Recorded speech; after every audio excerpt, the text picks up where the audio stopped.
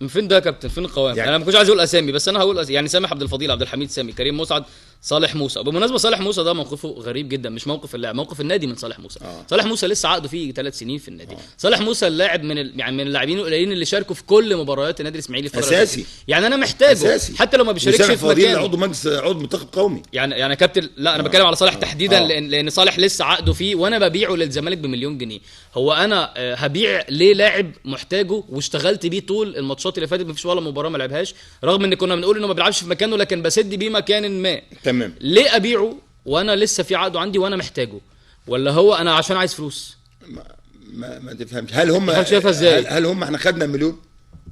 احنا مش عايزين نوصل زي الموظف. انا بجيبها زي الموظف اللي كل ما يتعب كل ما ليش ياكل يبيع حته من بيته لغايه ما فجاه ينام. طيب يعني انا كده مع كده تنميه موارد النادي هيبقى من بيع اللعيبه؟ ما هتبقى مشكله. ما هو جون انتو دلوقتي معروض $1.5 مليون دولار، يعني 10 مليون جنيه النادي اللي هم في ليه 60% انا ما منهم. بقللش من حجم او من مسؤوليه مجلس اداره.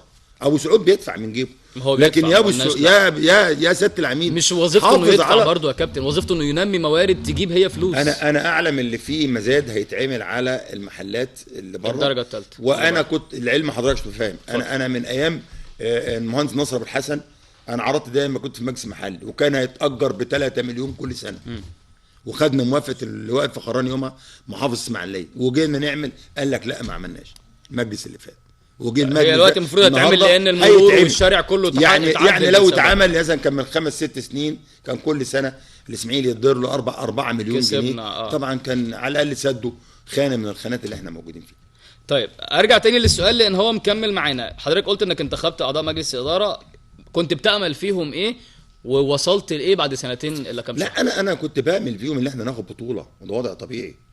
تمام. يعني الاسماعيلي النهارده الاسماعيلي لا ما يقلش عن الاهلي والزمالك في انه لازم ياخد بطوله. ما تزعلش مني يعني. يعني احنا مش اقل من الانديه دي، احنا نادي كبير. طب هو يا كابتن مقومات البطوله مش قلنا ان استقرار فني واستقرار اداري وتنميه لعيب؟ يعني اجيب لعيبه مش ابيع لعيبه. شوف انا عايز حاجه، الاسماعيلي لازم يعمل لجنه تنميه موارد، ولازم الناس تفكر كويس أو ازاي تجيب فلوس. يعني انا مش هعتمد النهارده على محمد ابو سعيد يطلع من جيبه ويصرف وبعد كده طب نفترض خلص طب مشي وقبل منه كتير جدا يعني صرفوا ومشي وطول ما النادي معتمد على شخص بيصرف ما ينفعش النادي الاسماعيلي يعتمد على حسين علي موسى ولا على ابو بسعود ولا اي حاجه. وانا اعرف برضه خلي بالك العثمانيين بيدفعوا عشان تبقى عارف. بس لا يعلن بيدفعوا دلوقتي في مجلس الحالي ما بيعلنيش. بس انا عارف دي معلومه انا عارف ان ابراهيم عثمان ومحمود عثمان بيدفع. انا بقول لك من دلوقتي وانا على يد انا من 2-3 كانوا بره خالص برضه واخد بالك، ودوا عقد حسني عبد ربه وراحوا دفعوا له غرامه كانت 150,000 جنيه علشان يتسجل حسني عبد ربه عشان يحترف، يعني يمضي على 4 سنين ويطلع بره اعاره او يطلع بره. ده من 2-3 يعني مجلس دكتور رأفت اللي كان معين ولا كان قبل كده؟ لا كان مجلس يحيى الكومي. لا كان قبل الدكتور مدير الشباب والرياضه كان ماسك ايام. لكن حضرتك بتقول ان هم بيدفعوا دلوقتي في حضور المجلس الحالي. هو بيدفعوا. طيب وراجلهم خالد فضل في المجلس.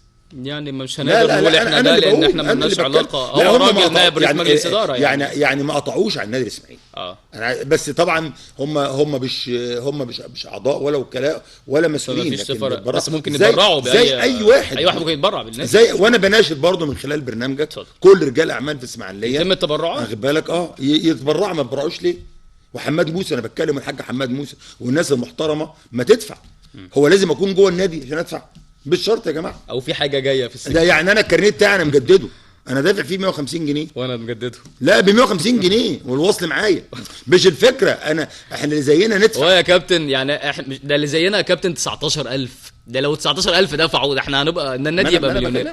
هو يعني 19,000 لو دفعوا ال 150 جنيه دول هم مش 150 ده هم بس عشان كانوا في نص سنه اتضافت زياده كانت 50. يعني لو 19,000 دفعوا ال 50 جنيه ده انا بناشد رجال اعمال يتبرعوا النادي الاسماعيلي وبناشد مجلس اداره الاسماعيلي يحافظ على قوام الفريق مع انه يجيب لعيبه جداد ولعيبه يكون لهم اسمهم وسمعتهم برضه. طيب عاوز اروح لسه في جزئيه خاصه باللعيبه لان هي كمان مفاجاه ممكن تحصل تبوظ لنا حساباتنا. من ضمن المراكز الكتيره قوي اللي راح منها لعيبه مركز حراسه المرمى. حضرتك بتتكلم ان محمد صبحي خلاص غالبا مش هيبقى موجود في النادي الموسم الجاي.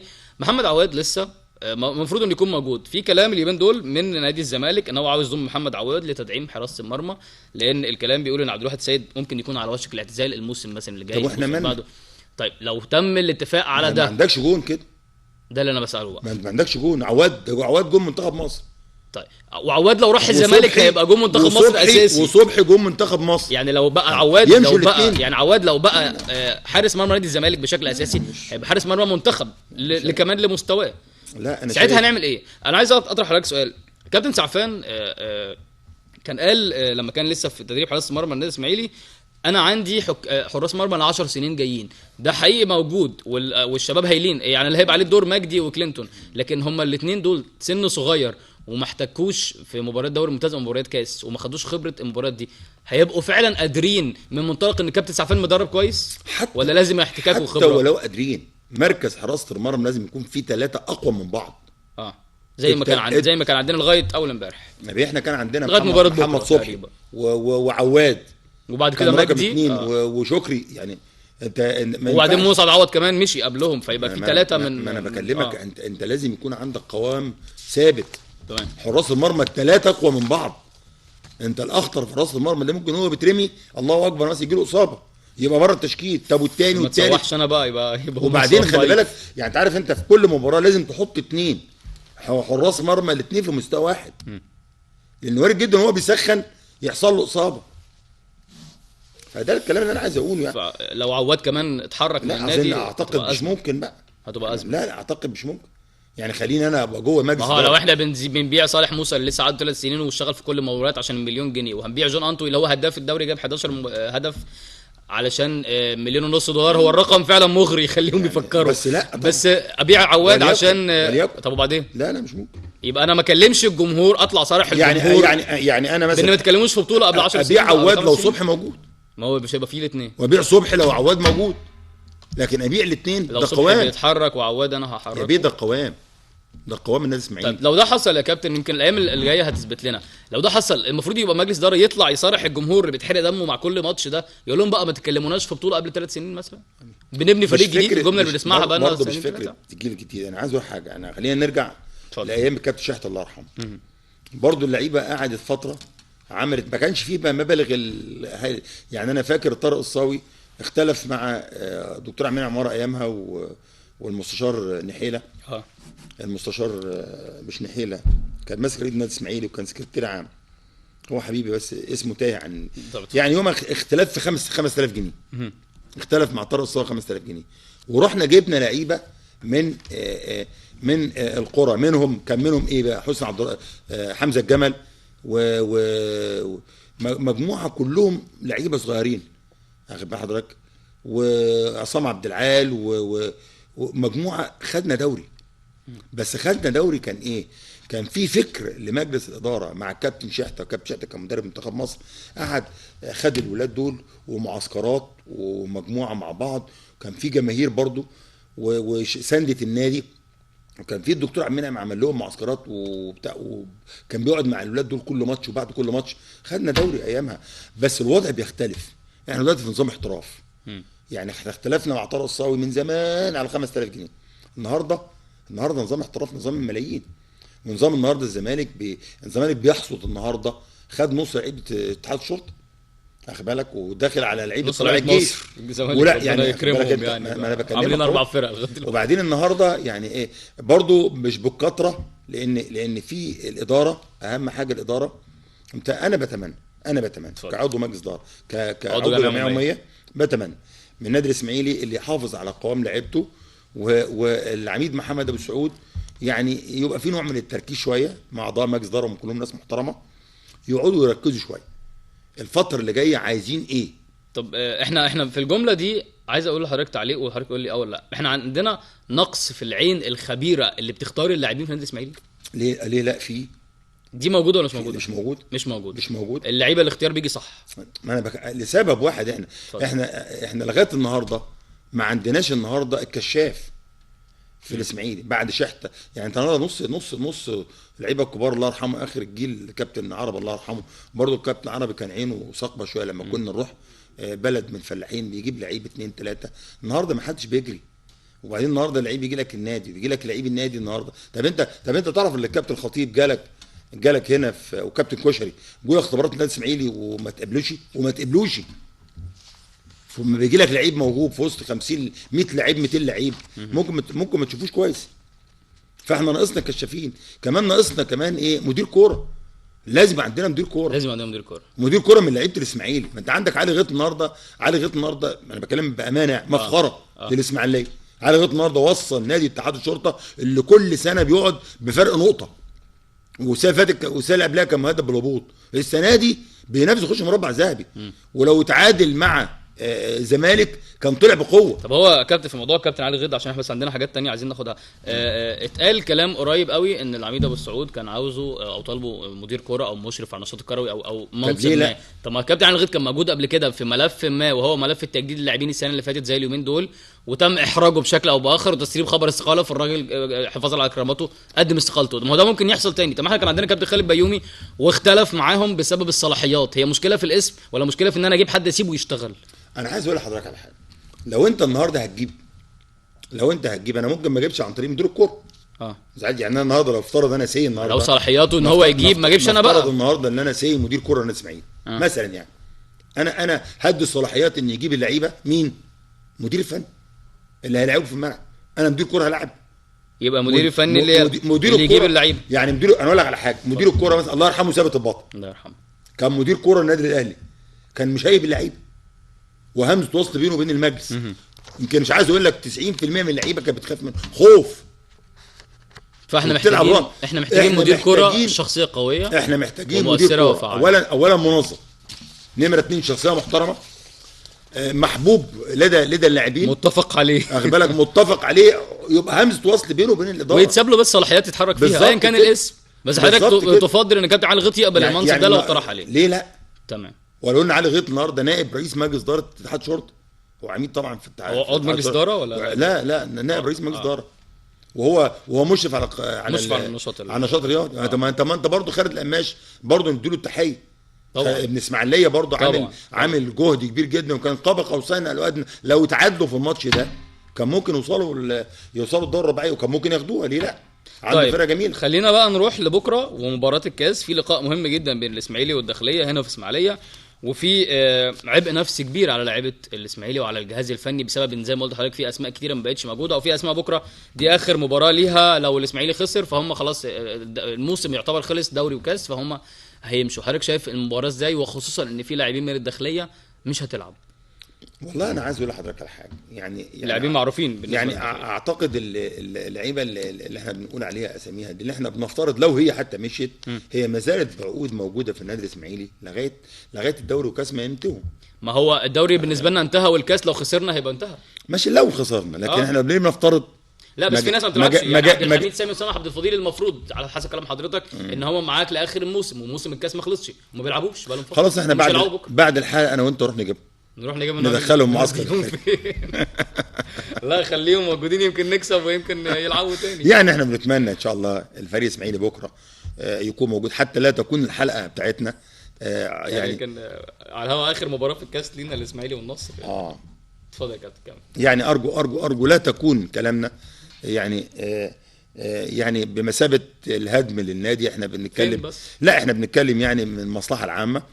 احنا بنتمنى اللعيبه دي كلها تكون موجوده بكره، ويا ريت يكونوا موجودين بكره، لانهم ما زالوا مرتبطين بعقود مع النادي الاسماعيلي لغايه اخر حلو مع النادي الاسماعيلي لغايه اخر صفاره موجوده في ده ماتشات الكاس طبعا اللي احنا ما زلنا موجودين فيها. نتمنى النادي الاسماعيلي ان شاء الله بكره الفوز على الداخليه. برضو الداخليه فريق محترم والاسماعيلي فريق محترم. نتمنى ان شاء الله تبقى مباراه كبيره بكره، يعني التوفيق. يمكن الاسبوع اللي فات كان في تمرينات كتيره للاسماعيلي، بس كان في غيابات كتيره من اللاعبين عملوا برضو مباريات وديه اعتقد برضو يعني كان فيها غيابات، والتمرينات كان فيها غيابات. نتمنى قوام الاسماعيلي يعني يكون كامل بكره والداخليه ويعملوا مباراه كبيره طبعا، يعني تشرف الكره المصريه والاحسن يصعد، ويعني كده يعني. طيب الفترة اللي فاتت كان في كلام كتير قوي من لجنة الأندية عن ان هم عايزين يلغوا الهبوط السنة دي للفرق اللي هتهبط. فالنادي الإسماعيلي بعت فاكس لاتحاد الكرة كان له طلب كده ظريف إلى حد ما، ان هو موافق على إلغاء الهبوط لو الدوري اللي هيتلعب اللي جاي بمجموعتين، ما يلغي الهبوط، ما يبقاش فيه هبوط اللي يحصل. لو هيتلعب مجموعة واحدة فيبقى في هبوط السنه دي، حضرتك مع ولا ضد الغاء الهبوط؟ وايه رايك في راي نادي الاسماعيلي؟ شوف انا هقول لحضرتك على حاجه، يعني انا طبعا انت عارف يعني انا بيحزنني اللي نادي القناه في موقف حرج في خلال دخل الكوكبه دي، لكن انا طول عمري بحب المبادئ وبحب الموسم طول عمري يعني انا مع عدم الغاء الهبوط، واخد بال حضرتك، وفي نفس الوقت اتمنى نادي القناه ما ينزلش بس. طيب وطبعا متروك سيبك من لجنه الانديه، لجنه الانديه زي اي لجنه، زي لجنه رايها الاستشاري، راي استشاري بتعرض على اتحاد الكوره، اتمنى اتحاد الكوره يقيسها صح ويشوف مصلحه ويطلعوا لنا بقرار نهائي ويشوف مصلحه الكوره فين، والقرار في النهائي برضو مهما هنقول ونزيد هيبقى في قرار لجنه المسابقات، لجنه هيبقى مجلس اداره اتحاد الكوره، هي لجنه المسابقات او مجلس مجلس. وانا ذات نفسي على المستوى الشخصي يعني اتمنى فريق قناه مع غزل المحله فريق قوي جدا جدا جدا. طيب انا اتمنى الفرقتين دول ما ينزلوش، لكن بمناسبه فريق قناه خلينا ناخد فيديو لاخر ركلتين جزاء في مباراه القناه والرجاء، واللي على اثرها خرج القناه من كاس مصر. هل يتجه مع الكره ام يختار الزاويه؟ امير محمود وتسديده على يسار حارس المرمى ابو السعود، تصطدم بيد ابو السعود وتعانق الشباك، ويبقى الامل موجود. كرة اصطدمت بيد ابو السعود، ويبقى الامل مستمر وموجود لدى كل فريق. سيد محمود واحد من اللاعبين المميزين، سيد محمود اللي بيتجه نحو الكرة لتسديد الركلة الستة. 5-4 الآن النتيجة، 6 ركلات ترجيحية لفريق الرجاء، دي الركلة الستة لفريق القناة. محمد فتحي حارس المرمى على تنفيذ سيد محمود. محمد فتحي وسيد محمود، ماذا يفعل السيد؟ يتقدم ويتألق محمد فتحي، يتقدم السيد محمود ويتعملق هنا محمد فتحي حارس مرمى فريق الرجاء، ويتصدى للكرة اللي راحت في منتصف المرمى، وبالتالي هنا فرحة ما بعدها فرحة. ما زلنا مستمرين مع حضراتكم في درويش، بينورنا كابتن حسين علي موسى الحكم الدولي السابق ورئيس لجنه الحكام بالاسماعيليه. كابتن حسين برضو حضرتك موجود معانا، وفي حاجه بتحصل اليومين دول هيبقى ليها اثر كبير من ابناء منطقه القناه، وهي دوره الترقي. خليني اعرض على حضرتك النتائج اللي وصلوا لها الاخر، ويوم الثلاث هيتم حسم مين اللي هيصعد للدوري الممتاز السنه الجايه ويدخل دوري الاضواء والشهره. حتى الان فريق النصر 8 نقط، فريق المريخ 7 نقط، وده اللي يهمنا دلوقتي لانه من بورسعيد. منتخب السويس 5 نقط، شرقية للدخان 5 نقط، السكه الحديد 4 نقط، وكهرباء الاسماعيليه 3 نقط، وترسانه 3 نقط. هيبقى في مباراه بين الكهرباء الاسماعيليه والنصر. ترسانه مش معانا، مش معانا. السكه والكهرباء انا كتبتها غلط، هم 6 مباريات كتبتها غلط. هيبقى في مباراه بين الكهرباء الاسماعيليه والنصر اللي هو 8 نقط يوم الثلاث، وبين المريخ والشرقيه للدخان. تمام. ممكن كهرباء الاسماعيليه يهدي هديه للمريخ زي ما اهداها له في الصعود دوري الترقي مع فريق نادي الشرقيه. انا خلي بالك كنت مراقب ماتش المريخ وفاووس، وفوز المريخ على فاووس صعد بدون النظر عن ماتش كانت الكهرباء برضه تعدت مع الشرقيه وبعدت الشرقيه عن دور الترقي. هو في احتمالين في الماتش ده. اتفضل. هو اهم حاجه المريخ يكسب الدخان، لو كسب بقى 10 ويسيب امره للسكه لكهرباء اسماعيليه مع النصر. لو الكهرباء مع النصر انتهى بالتعادل فيبقى النصر عنده 9 والمريخ في حاله فوزه بقى 10، يبقى صعد المريخ. يعني المريخ واخد نفس موقف النادي الاسماعيلي في الصعود الدوري الرباعيه، نفس الموقف، انا اكسب واستنى نتيجه الاخرين. ايوه بالظبط كده. يعني لكن لو بس برضه لو النصر والكهرباء تعادلوا او الكهرباء كسب يبقى الكهرباء بيهدي برضه، يعني بيساعد المريخ بشكل بيساعد المريخ في الصعود. واخد بالك الترقي للدوري الممتاز. النصر خلاص. النصر عنده حاجه واحده. اتفضل. انه لو كسب بدون اي نتائج 8 و3 11 طلع على طول. نادي المريخ عنده 7 نقط. عنده 7 نقط. لو كسب يبقى عنده 10 ويستنى نتيجه الايه؟ ان النصر ما بقاش عنده 11 بالزبط. او يبقى 9 او يفضل 8. يعني لو يعني برضه هنرجع نقول ايه برضه نتيجه الماتشين متعلقه ببعض. نتيجه الكهرباء الاسماعيليه متعلقه بايه؟ مع النصر متعلقه بصعود المريخ للدوري الممتاز. كمان السكه 4 نقط والسويس 5 نقاط. انا الحقيقه اتفرجت على ماتش السويس مع النصر، كان متذاع في التلفزيون. للاسف السويس ده انه فايز لغايه الدقيقه 85. فاضل 5 دقائق على الوقت الاصلي، حصل فيه تعادل، ومعرفش هما نفسيا برغم ان المحافظ كان موجود في الاستاد اسكندريه في الماتش ده اخر بحضرتك، وفوجئت لقيت جون تاني جاي مباغت كده، فطبعا عمل نوع من الحاله النفسيه لفريق السويس. السويس في الماتش ده لو كسب كان خلاص ممكن تكون قاب قوسين او ادنى وطلع دور ممتاز، انه كان عنده 5 كان هيبقى عنده 8 من بعد هيبقى نفس الموقف كان زي النصر كده مع برضه كهرباء اسماعيليه، لو كسب يبقى 11 يطلع دور ممتاز. يعني كانت الامور كانت هتبقى في منتهى السهوله بالنسبه للسويس لو كسب لو كان كسب المباراه. لكن هو دلوقتي نقدر نقول الفريقين اللي هم قاب قوسين او ادنى للصعود حتى الان المريخ والنصر. النصر والمريخ. النصر الاول بالظبط كده. النصر الاول. بكره في لقاءات بطوله كاس مصر الاسماعيلي هيلاعب الداخليه هنا على استاد الاسماعيليه، الاهلي هيلاعب المنيا، اتحاد الشرطه هيلاعب الانتاج الحربي، وسموحه هيلاعب طلائع الجيش. النهارده ماتشات النهارده برضو اللي ما تابعش كان القناه والرجاء. الرجاء كسب 5-4 بضربات الجزاء وبالتالي القناه خرج. الزمالك وغزل المحله 2-1 للزمالك وبالتالي غزل المحله خرج. حرس الحدود وانبي 5-4 على حرس الحدود ضربات جزاء، ده كان في استاد حرس الحدود. المقاولين ووادي دجله 2-1 لوادي دجله. وبالمناسبه وادي دجله هيلاعب الفائز من مباراه بكره عندنا بين الاسماعيلي والداخليه. يعني لو الاسماعيلي كسب هيلاعب وادي دجله، لو الداخليه كسب هيلاعب وادي دجله. الرجاء هيلاعب اللي فايز من الاهلي والمنيا. الرجاء هيلاعب فايز من الاهلي والمنيا والزمالك هيلاعب حرس حدود. ده خلاص ده معروف، الزمالك هيلاعب حرس حدود استخاره. واللي فايز من اتحاد الشرطه والانتاج الحربي هيلاعب الفايز من سموحه وطلائع الجيش. دول دور الثمانيه.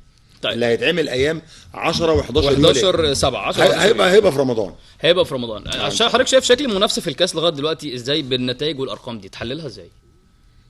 والله انا اقول لحضرتك على حاجه قويه متوسطه. هو معروف كاس مصر، معروف الكاس ده بيبقى بتاع المفاجآت خاصه.